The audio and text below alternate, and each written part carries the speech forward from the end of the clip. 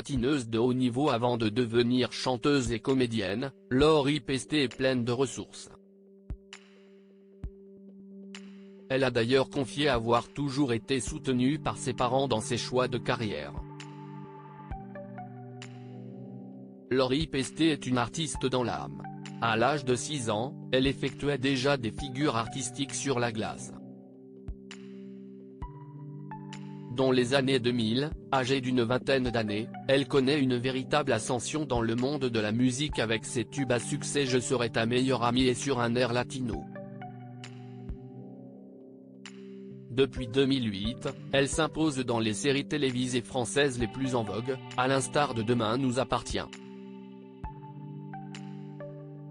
Également réalisatrice, la chanteuse aux multiples talents a récemment confié avoir compté sur le soutien de ses parents lors de ses débuts dans l'industrie, alors qu'elle n'était pas encore majeure.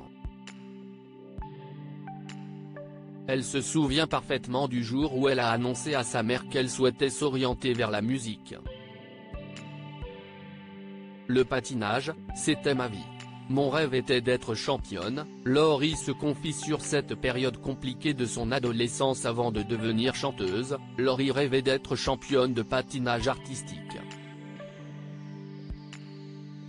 Un rêve qui était à 2 doigts de s'accomplir, mais la sportive de haut niveau s'est malencontreusement déchiré le ménisque du genou en plein entraînement, 2 mois avant les championnats de France qu'elle devait disputer.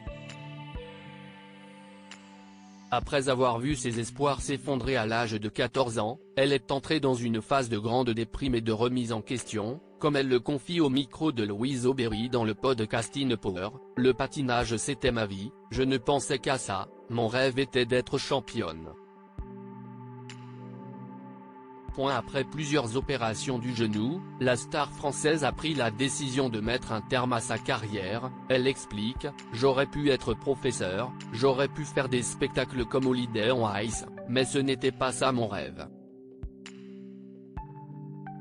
Et là j'ai commencé à déprimer. » Voyant le moral de leur fille baisser au fil des jours, les parents de Laurie lui ont finalement fait prendre conscience qu'elle pourrait toujours s'ouvrir à d'autres milieux. Elle se souvient encore très bien de ce qu'ils lui ont dit, « Réfléchis et, nous, on sera toujours là pour t'épauler. »